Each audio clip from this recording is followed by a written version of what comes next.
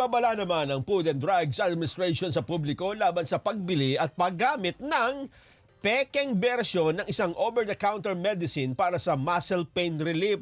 Naku, ang sakit pa naman ng muscle ko.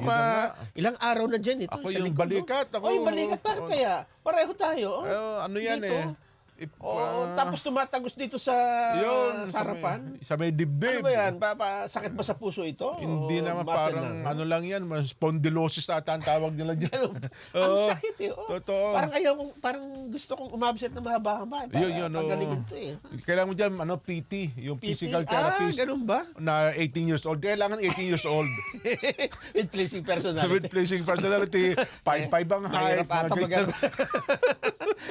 At may babala nga ang FDA sa mga potensyal na panganib sa lusugan kapag nakonsumo nyo itong peking gamot na pain reliever. Kaya inaabisuhan ang lahat ng mga establishmento at yung mga drug outlet na wag magbenta o magbigay ng counterfeit products. Dagdag pa nila, ang pag-angkat, pagbebenta o pag-alok ng mga naturang produkto para sa pagbebenta ay direktang paglamag sa Food and Drug Administration Act of 2009.